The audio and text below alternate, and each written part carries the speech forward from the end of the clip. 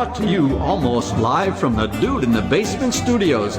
Why? Because that's where the good stuff is. It's Sips, Suds, and Smokes with your smoking host, the good old boys.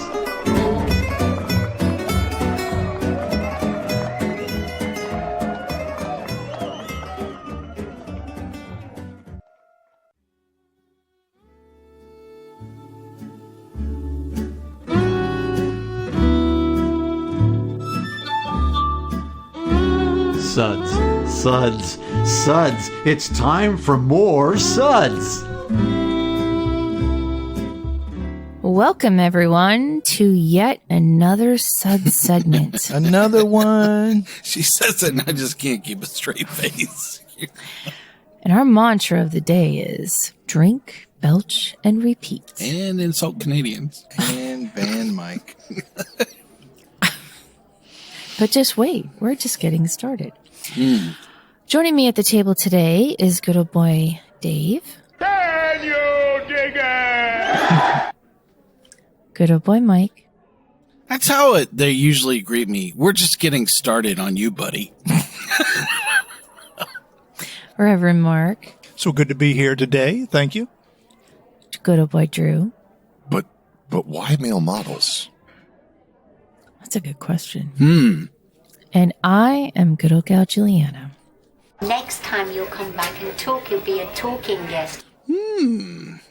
There's a good goal. Talking or toking? Yeah, both. One leads to the other. Right, with Sharon. Beat me pants again, Sharon. Today, we're going to be doing something different. We're going to drink some beer. And be entertaining. We're going to insult Canadians backwards.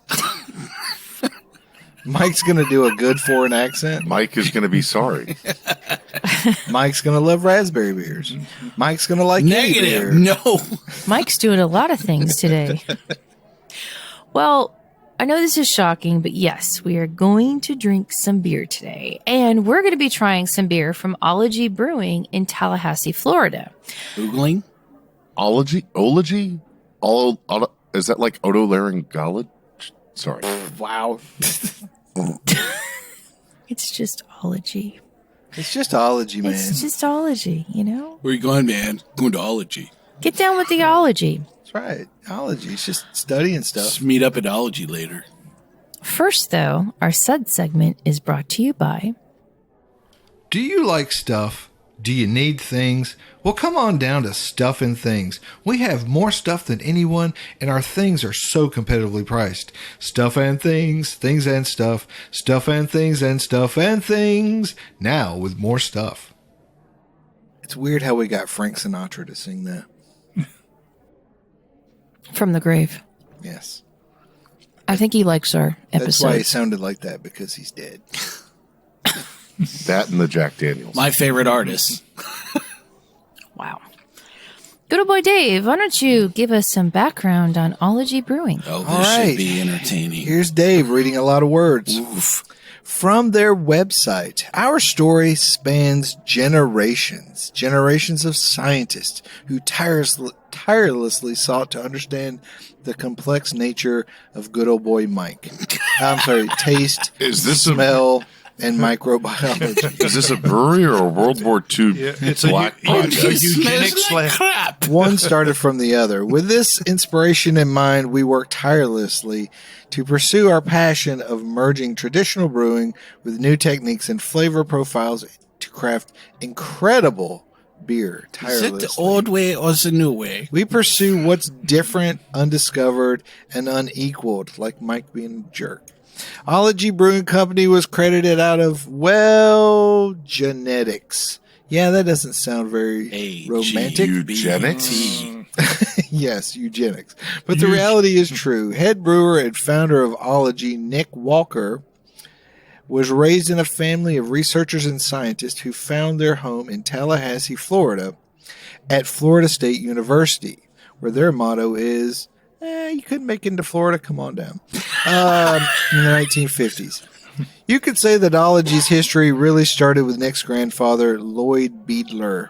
a prominent researcher at Florida State University's psychobiology department, who forged discoveries into the science of how we experience taste. During his years, Biedler conducted experiments and made incredible discoveries. You in the back, do you smell the lemon or not? Including the effects of miracle fruit, which I've never heard of, which, if ingested before eating something sour, would make the flavor in your mouth taste sweet, kind of like sugar or. So the Willy Wonka of Tallahassee. And if you didn't think science was cool already, you won't now. Nick's father, Jim Walker, also studied olfaction, the study of smell. His research looked into how smell affects us psychologically.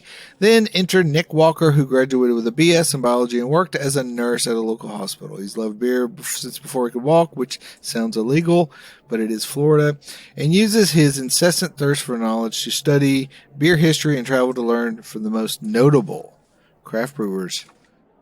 So I'm not sure if that was an intro for a brewery or a description of the MK Ultra program, and were these guys dosing goats with LSD? You can almost see, Nick's childhood, basically unfolding right before you. It's like, do you smell the lemon or the pizza? Hey kid, come drink this.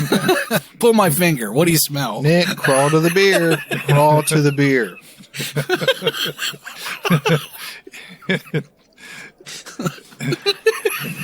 Okay, moving on.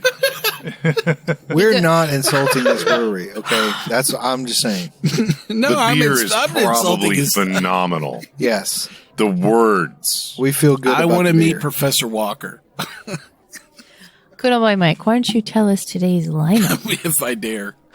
The Ology Brewing beers we're going to be tasting today are the Good Idea Altbier at 4.9% ABV, the Blackberry, Boysenberry, Redcurrant, Gose blender in a can at 6% ABV, the DDH Sensory Overload Hazy IPA at 6.5% ABV, Heliocentric Distortion NEPA 8% ABV, the False Gravity American Vec Lager, Lager 3.7% ABV. Oh, we're making fun of these guys because of their words. I drive a Dodge Strata American IPA, 6.5%, otherwise known as the Chick Wagon of Tallahassee. The Cuvée de Sauvignon Hazy Deepa with Sauvignon Blanc grapes and Nelson Sauvin hops at 8% ABV. Wow. Why, thank you. Yes. That was a mouthful. I want the t-shirt That's that what she says, said. I own the Dodge Strata. Good old boy Drew, why don't you read us the SUDS ratings for today? It'll be my pleasure. We'll be discussing and rating these beers with these SUDS ratings, plus our signature belching sounds. Here are those ratings now. 1. That sucks. Give me anything but a bud. You smell like kumquat. Where did that come from? Number 2. Was that a belch? Bet. Number 3. What a relief.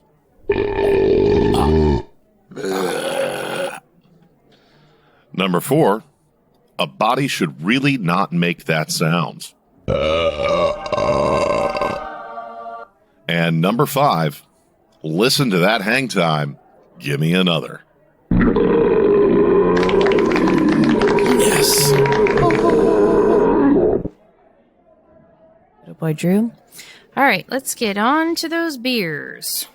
First off, I think we're going to talk about the Good Idea. It's an alt beer coming in at 4.9% ABV. I would like to start by saying anyone brewing an alt beer is a good idea. I like It's them. a good idea, yes. I know, it's kind of badass, isn't it? Yeah. So, originally from Dusseldorf, Germany, the German-style brown strikes a balance between hop, malt flavors, and aroma. True. And because it's an ale that's fermented at almost lager temperatures, but not quite, it's kind of a hybrid So every time I have a great alt beer, which all the great alt beers I've had have been made by Reverend Mark, they really have kind of this. Do you have a bready caramel, thing that's kind of coming around to it? It really should not move into the point where you're like, wow, this is bitter.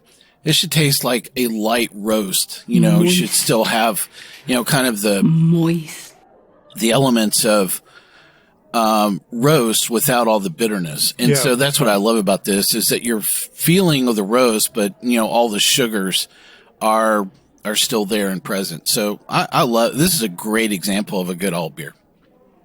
Yeah, and even though your bittering units can go, fairly high, from moderate to fairly high, it's still probably on the lower side for this one. Yeah. Yeah, it should round out with a clean malt. Well, I don't think you want it to be too. No, because then you got a Imperial Brown IPA or something.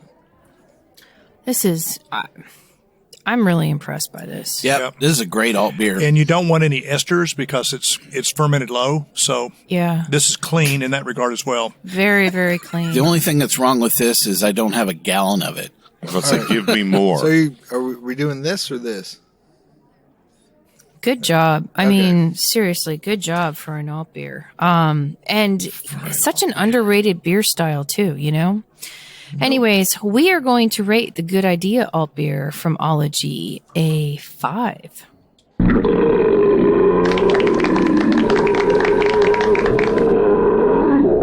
And Drew was making fun of all their words and stuff earlier. Great beer. They talk about a great opening salvo. Great beer. Yeah. We'll be back with some more Ology beers in just a minute. Welcome back, everyone. So today, I regret nothing. Yet. I regret nothing. The episode is still young, folks. Yes, I agree. Oh my God, yeah. More good idea. Yeah, there's more beer ahead of us. Speaking of beer, we are talking about beer, and today's brewery of choice is Ology Must we? from Tallahassee. Do we have to? Can We have this beer last. So the next beer is an ultimate favorite of good old boy Mike's here. It's a Blackberry, Boysenberry, Redcurrant, Gose. Pick one. And this is a good, cute color. Yeah, you could see this at Magenta. 200 Yes, yards magenta. from across the room. That's definitely a fluorescent magenta. pink. Neon signs. Wish they looked like this. It's tasty, man. And it's only 6%. Just,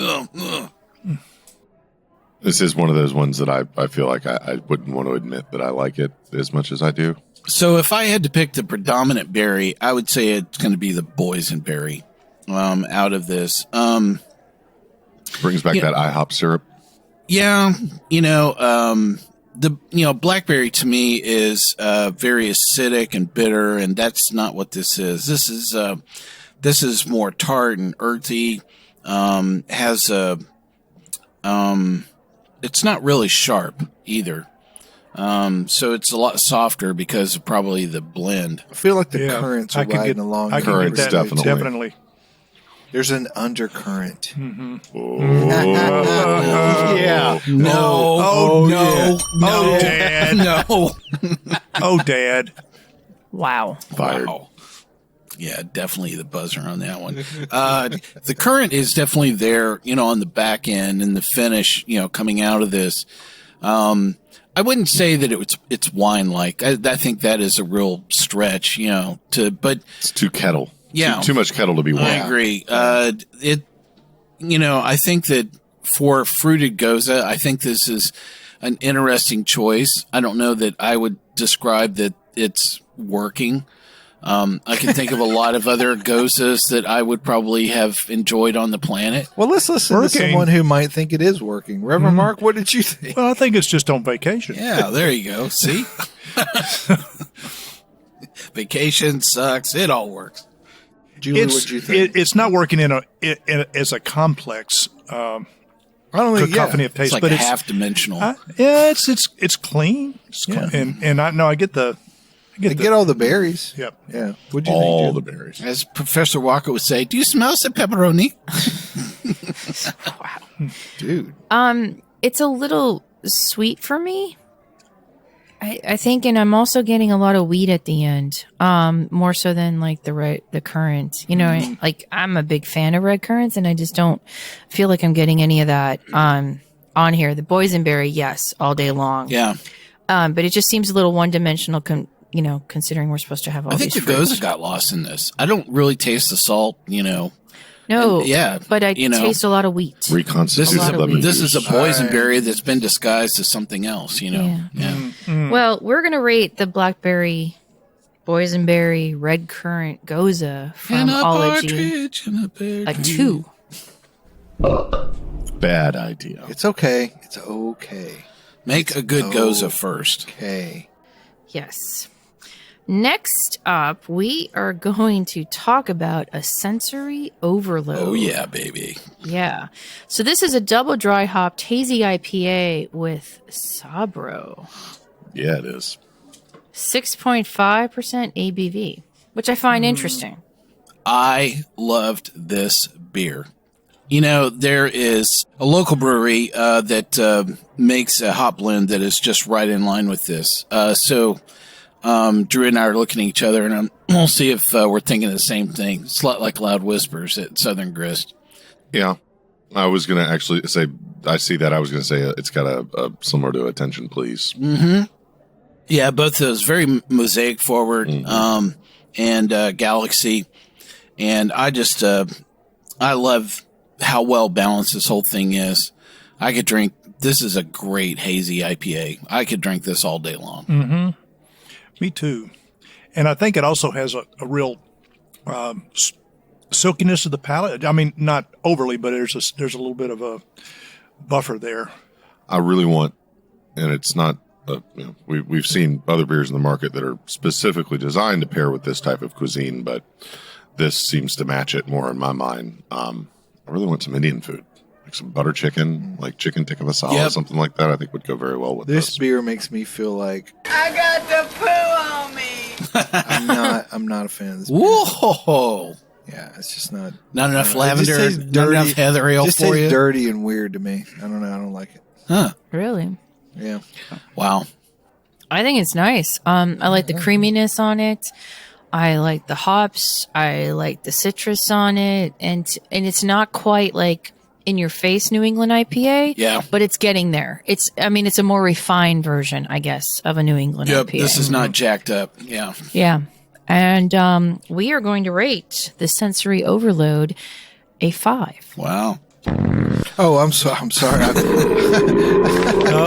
course, I hit the wrong button. We'll fix that in post again, so Dave. Fine. Yeah. Wow. Fix this beer in post. How about that?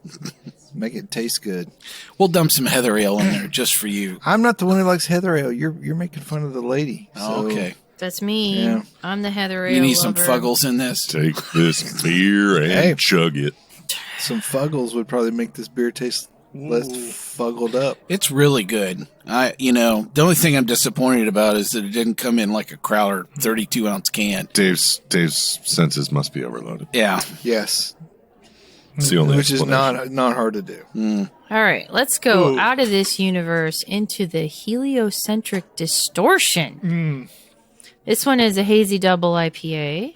Was that a heliopause? It's absolutely hazy. This is 8% ABV. There's a strange. Yeah, I'm getting a metallic nose. to me. There's a lot of stuff moving around in my beer. Yeah. Well, since I picked up the wrong beer, that doesn't work. Huh. Let's see. It's not bad. I mean, it's Wow. Having these two back to back is really interesting. I really like this, but I think it suffers for having come after. It's definitely a lot. It's a watery, version of a NEPA for sure. Wow, this is a dwarf of what we just had, and this is 8%. Yep. Yeah, it's hard. I can't even believe the same brewer made these beers. This is crushable in a good way, for me. Like I said, I like this. I think that's how you have to look at it. If you're going to compare incredibly to the muted. last beer, which was like just a flavor bomb, which is maybe why, if it had good flavor, it would have been great. But anyways, this beer, I think they made it to be a big crushable beer. I want to shotgun this. I know it's going to end badly for me, but I want to.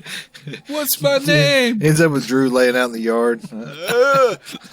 Adrian, is it Monday yet? Help me. Call the Canadians. Well, this one has Nelson Sauvin and Mosaic hops. And actually, this won gold at the best Florida beer to 2020. Well, let's put that in we were context. not judges in that, so there you go. I mean, they know some things about spirits and cigars down there, but So the thing about that is, I love Mosaic hops.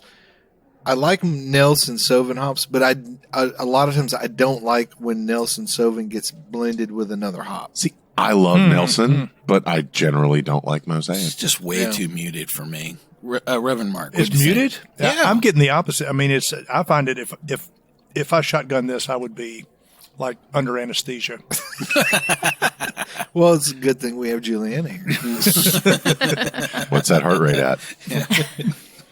Bring him back, Julie. Bring him back. Pulse socks.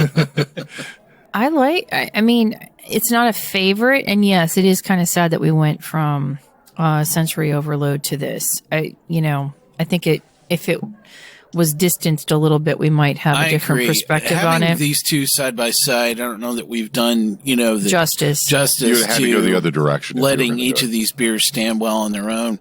This is something that I would probably enjoy with a family gathering that I don't want to be at. Which is like all at least you'd have a good beer. At least I would have a beer that would remind me that I need to be elsewhere. Yeah. Wow. Yeah. That's a nice family, right isn't it? As opposite of all the family gatherings that the rest of his family doesn't want him to be at. Is Mike coming? No. Yeah. Awesome. Yes. Well, I think this goes to show, though, that, we have such varied palates, and one man's love is another man's... Mike. Something trash treasure in there, but yeah, sure. Why not? Sure. Okay. So, Heliocentric Distortion from Ology, we are going to rate a 3. Very interesting where this is in the flight, for sure. And I almost want to go back and taste this, after we finish, the flight. So, as a side note, I found out what Tallahassee means. Oh It's an Appalachian Indian word meaning old town or abandoned field. Giant hole. See, I was thinking something like Andrew Jackson was here. Wow. Sorry. Yeah. Too I've soon? spent a little too much time in Tallahassee. So my mom finished her master's degree at Florida State. And actually in the 1950s with Mr. Beadler? Psychobiology? I wish. That would be interesting since she was in, a lot of psychology classes. It would be interesting if she knew Professor Walker. So tell me about your mother. Yes. Does she smell the citrus? But I only remember going scuba diving in, some of the caves that were some of the springs that were around there. One of them is incredibly famous, and there's a lot of people that have died in that, cave. Wow, sounds great. Yeah, is that... Well, they have this big sign, don't go down here unless you're a certified cave diver. Look like, 85 people have been killed. If you don't know what you're doing, don't go down here. I understand. So from what I understand, like when you do that, like it's very easy to get disoriented. Very much so. And then you end up going the wrong way, and then you're like, people kind of freak out, and then they... Well, there are a lot of guidelines, guy wires, guidelines that you follow, when you go in and out of the cave. But I mean, you get off one of those lines, or you're not quite sure whether you're following yourself into the cave or out of the cave. Yeah, it can be very, hard to tell if the bubbles are going up. Yeah, yeah. I'm not a huge fan of cave diving in general, but I did go like into the cave entrance, itself, maybe for, I don't know, 50, 75 feet. And I was like, okay, I'm good. I've done it. I'm out of here. I'm going to go. Yeah. Time to have a beer. But, incredibly, great visibility. That was one thing I really, remember the most about about Tallahassee. So I should have taken a class from Professor Walker, for sure. Do you smell the pepperoni? That is a banana. Mike would learn how to taste raspberries the right way. Wow. So do we have time for my topic worth discussing? Yes. All right. Of course. So I am dying to tell everybody about my favorite topic that so I was driving down the road and I ran across this sign that was on the side of the road that says reward for a lost trailer hitch. It's from the 70s. It's a family heirloom and has the initials MLB on it. And it says, please call, and a phone number and a reward. And it wasn't just like one sign. There were like 8 signs along this road of where I saw all these signs. And when I first passed them, I was like, I started dying laughing, and I tried to take a picture. I'm like, that's just too funny. But then I went by about like a week later, they are still there. I just got to thinking about the whole thing. I'm like, well, a family heirloom is a trailer hitch.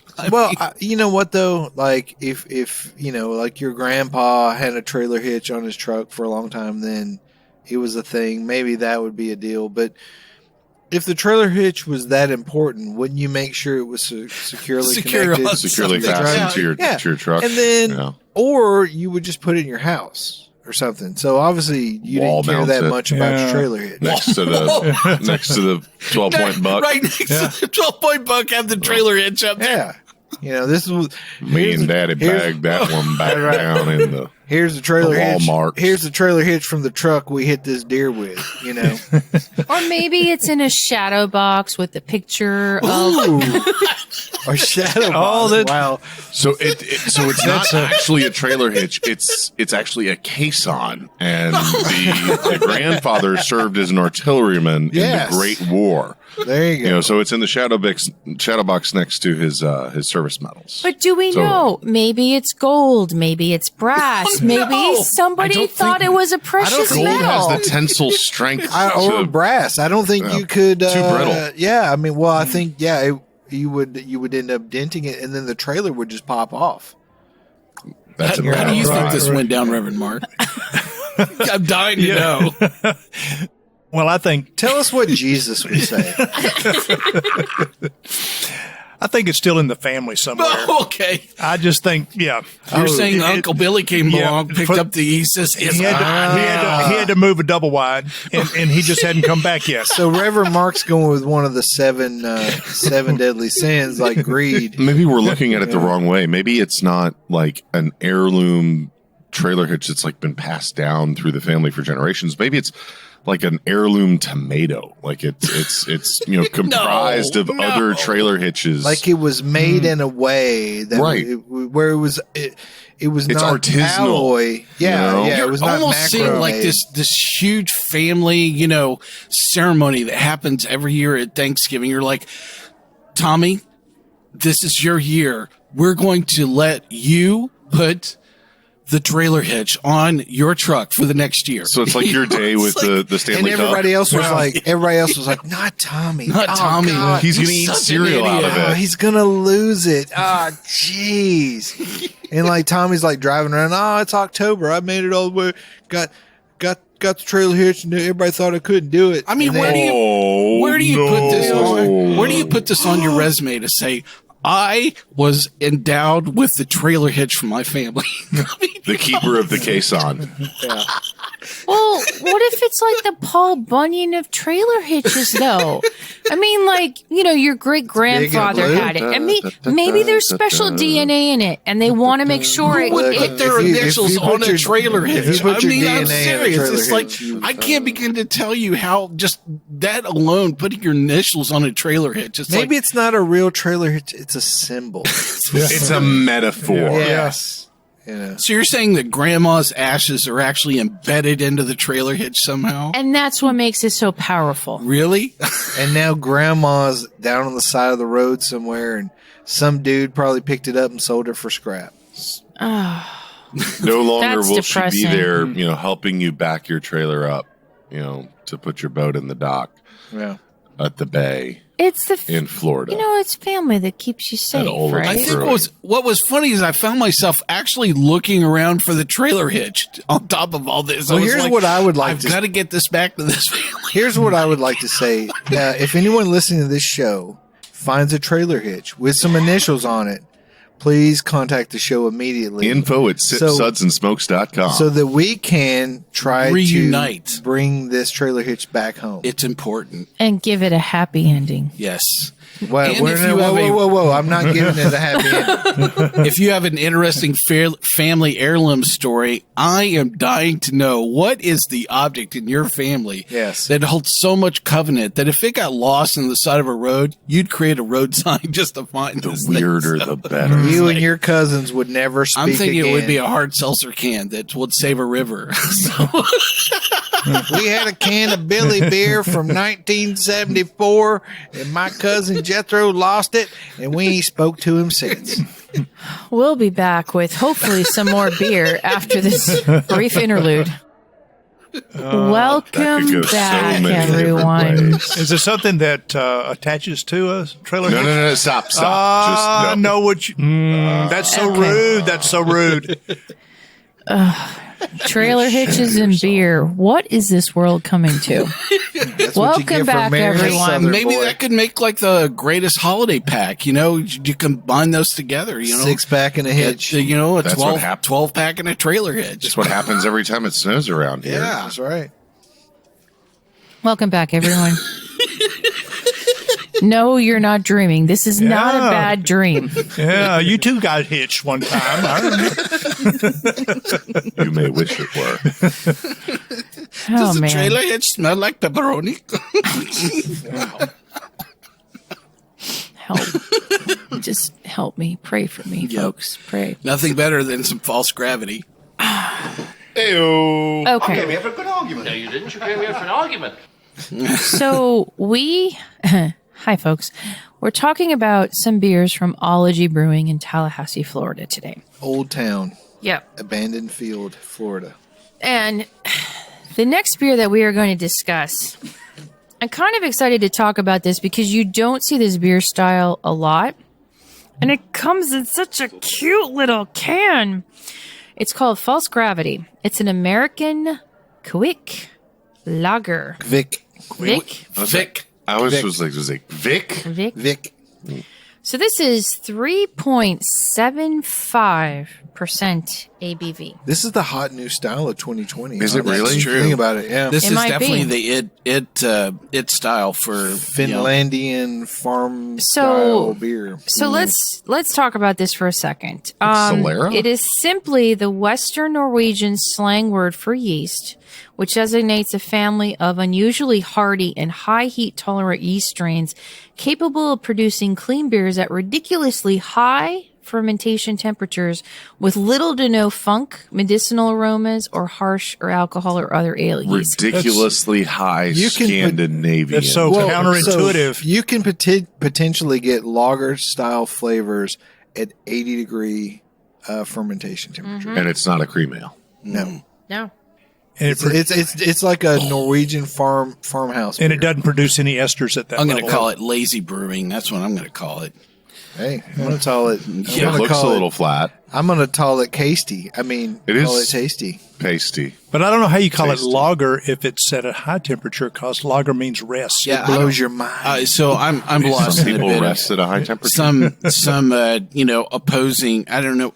So I know what a Vic Lager should taste like, but American Vic Lager is, I have no idea what in the heck that should taste like. American Pale Ale. No one can agree, so anything goes. So I think maybe because they're using corn and rice in the grist.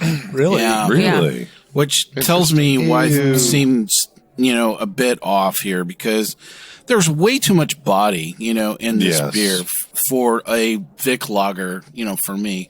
It should be a lot lighter in terms of body.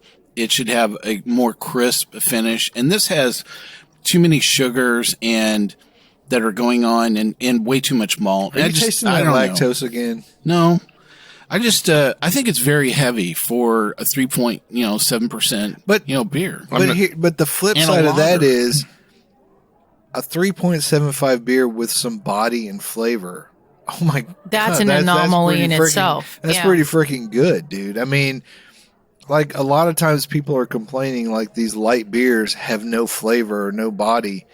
This one's actually got that. Yeah, relative to the gravity, it does have flavor. It just tastes like somebody dropped some ice cubes in a Bud Light. I mean, I don't know. Well, no, or topped off your can in the rinse cycle in the car wash. Something like that. See, to me, though, I think this is a beer that if you knew you could be drinking a 3.75 beer that's actually got some body and flavor. I mean, I like it. I think it's pretty tasty. I don't hate this, but well, sorry, that's probably not true. I am enjoying this. However, my familiarity with this style is definitely different. It's very drinks more saison-y in like my memory. So it is a farmhouse style yeast. But this is not. This particular rendition is not eliciting those memories for me. I guess I get you. And I'm wondering what is it with the small can? Yeah. Yeah, really. Got to be something about taxes. Yeah, sure. Tiny fingers. I don't know. Well, you know, they probably bought a bunch of those little cans. They probably made a can order, and they're like, "Oh crap! I didn't realize we ordered these." And I don't like this. I don't know what they were aiming for. I just it just seems like it all just got kind of lost for me. You know, I love Vic Lager, and I've had some really good Vic Lagers lately. This is not one of the best ones. I don't know why they used rice. Yeah. I think that makes the difference to me, but I think definitely changed up the mouthfeel in a way that is not good. Yeah. If I was at a ball game and you poured this for me in a big plastic cup, I would enjoy the heck out of it because I wouldn't know what it was. Yeah. Knowing what it is a little more difficult. JB. Mm-hmm. Right. I kind of I'm having a hard time with it. I mean, because I do like it for what it is. It is flavorful for the lower ABV. You know what I mean? But yeah, you're right. It's missing that crispness that I would expect. All about the body. Yep. Yeah. But all about the base. And it's kind of defizzed a little bit here too. So, yep. We are going to rate False Gravity a 2. Under protest. So if you hadn't told me that it was a Vic Lager, I probably would have rated it higher. Yeah. Now let's talk about I drive a Dodge Strata. I heard that about you. That is so. This beer is going to get a point just for the name. Yeah, for sure. So hazy IPA, 6.5%. Strata everything. Wow. Dank that tropical tasty, passion fruit. Very tasty. Flavor and aroma. It's been sitting here for a while. Yeah. It has. I know. I actually am liking it better. I almost want to to crack a fresh one because that passion fruit is nice. Well, that first hit of the aroma and the taste on this was really quite pleasing. I don't know why they call it an American IPA because this is a really good hop blend that they've gone with. Yeah. This is very NEPA to me. Well, it doesn't have the sharp hop presence that you would get, in a NEPA. So definitely nothing, approaching that lupulin, attack of the senses, experience. This definitely tastes like just a very good creamy IPA. It reminds me. That's what I like though, is that kind of the mouthfeel and the juiciness. Yeah, of it. the soft aspect of this is very intoxicating for sure. I can definitely see this, along some people are going, I'm willing to embrace some of this craft beer thing, but I don't want something that has very flavor forward. This is a great beer, to serve up for somebody that likes some training wheels and doesn't want to experience, basically a hop attack. What's the ABV on it? 6.5. See, that's another thing I like too. Yeah, I can give this to Aunt Judy. Yeah. She won't fall down the steps. I like this a lot. It reminds me a lot of the more, I don't think it's if you have to regionalize IPA styles, which I feel like that's sort of a thing we have to do now. This is very Tallahassee-ish. Yeah. I was actually going to say more Midwest. Like sure. the first thing that I like some of the IPAs coming out of Three Floyds Iowa, or St. Michigan Louis. Founders Bells. It's balanced. It is. It's very balanced. It's like not very drinkable. And That's it, Juliana. It's very. I love the balance off this. Is really what's coming around. Yeah, it's not too citrus. It's not too hoppy. It's not too dang. There's no dang. Yeah, it's not too malty. That's where I was going with. It's good. Well, I get a little kind of evergreen, not in a bad sense, but it's more the kind of pine, a little bit of pine aspect on the pine, end, not juniper. Yeah, Right. I could see a little bit of pine at the end. So it makes me think of the Florida. Yeah. Yeah. And Nick, if you drove a Dodge Strata in high school or college, that makes you even cooler. If he drives one now, he's cool. This beer works all the way around. I love the name. I love the hot blend. Yeah. I'm thinking that we're going to give this one a 5. Mm-hmm. The Dodge Strata rules. Great beer. Definitely, if that came up in front of me at competition, I would score that one well into the 30s all day long. Yeah, that's neat. And of course, the can art is pretty rad itself. Wow, that really makes a huge difference. Fresh out of the can, even better. Yeah. I bet that rocks, man. Because it's distinctly different from sitting out for a little bit, but it's still super tasty. Well, while we're tasting a bit of the fresh Strata, why don't you introduce the next beer, Juliana? Aw, thanks for letting me do that. Oh, well. I thought he was going to say, why don't we see if we got any hits on the trailer hitch. On the trot line, yeah. The trailer hitch is tied to the trot line. A wagon full of the Dodge Strata IPA. Wow. Okay. So the last one we are going to talk about in this flight is the Cuvée de Sauvin.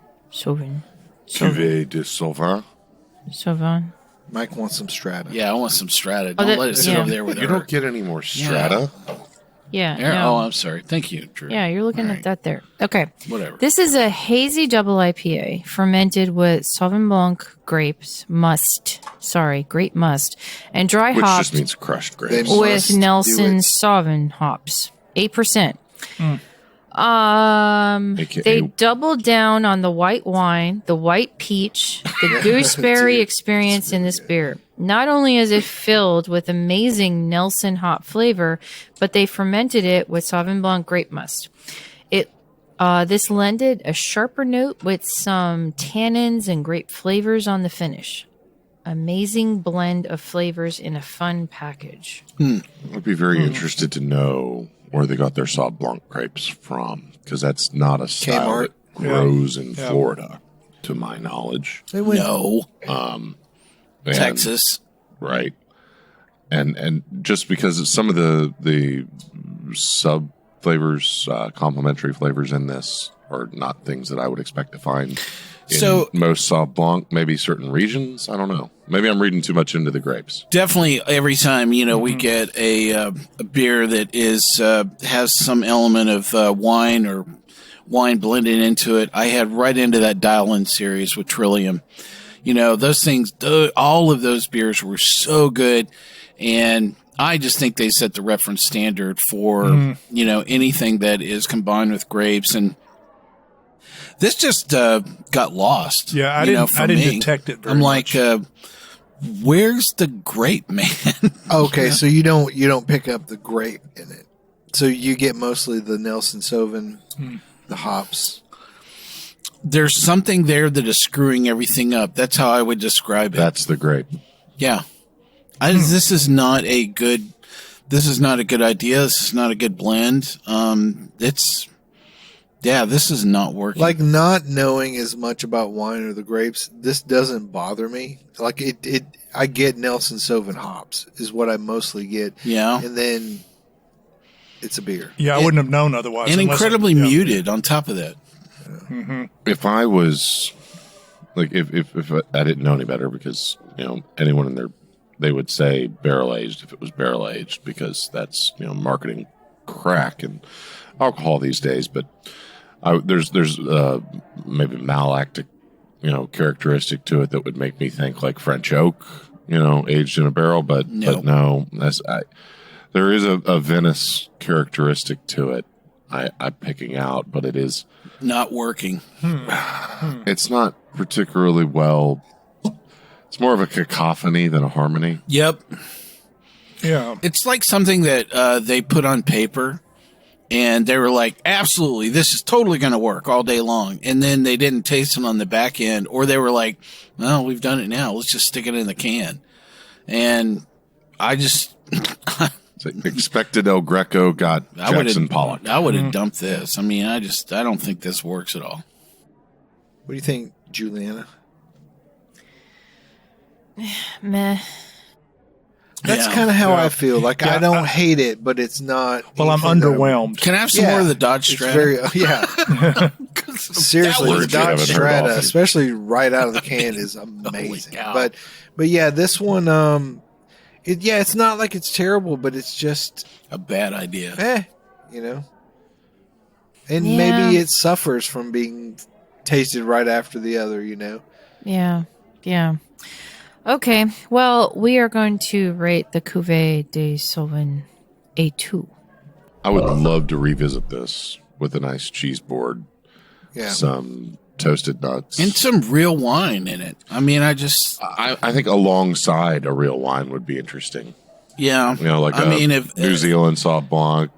If I had to tell them how to rescue this, I would say, seriously sit down and taste somebody else's, wine blended beers. Go talk to Brandon Jones. Yeah. I think this was a pretty outstanding flight altogether, though. I mean, we had some 5s, we had some 4s, 3s, and 2s. They're not all great, but there are some great beers here. Well, but let me ask you a quick question about the Cuvée, though. If this was on tap, if this was fresh from I would have keg, sent it back. No, but I mean, like, I'm it just could be wondering. Different, I think, is what she's driving at. Is what I'm driving at. Is maybe this is just something that is. I don't think it would taste any better fresh. Okay. Yeah. He would have said, give me some more Strata. Yeah, I would have. I would have said, would you prefer raspberry? There's great beer here, then this is not it. Give me some more raspberry Strata. Mike would have enjoyed raspberry Strata. Well, I would really love to hear more about what happened in the Walker family, growing up. That would be a real tale. Sure. Well, Nick, I think you're cool. Ology. Well, that's going to do it for us today, right? Yeah. Damn. Mostly. Wait, What? Well, we hope you enjoyed this episode. If you're listening to us online, please do yourself a favor, or do us a favor. Stop. Do everyone a favor. Do your favor to me. Wow. Just please tap. Give it a little tappy. Tap, tap, tap-a-roo. Please tap that subscribe button. The easiest way to listen to our show is to ask Siri, Alexa, Google, or Uncle Larry, play podcast Sip Suds and Smokes. Thank you, Uncle Larry. We love your feedback, and you can reach us online at info@sipsudsandsmokes.com. Our daily tasting notes flow out on Twitter every day at SipSudsSmokes, and our Facebook page is always buzzing. Lots of news. You'll be able to interact with the thousands of other fans on those social media platforms. And do us a favor and take the time to rate this episode if you're listening to us online. That's a big help to us, and we get to see your feedback as well. 5 stars. Good old boy Dave, it's that time again. Time to go to sleep? Time to say goodbye. Oh, bye. Good old boy Mike. Well, I really love the pepperoni flavored beer for today. It had a really nice citrus overtone to it. So, hey, come back. Join us for another exciting episode here on Sip Suds and Smokes. I definitely ask you to keep on sipping. Reverend Mark. Yeah, and I'm heading out of here on the Dodge Strata. Very good. Good old boy Drew. Psychobiology. This is good old gal Juliana. Thanks again for listening to us. Keep on chuggling and catch you on our next episode. On you and the back, stand up and tell us what's the banana pizza taste like.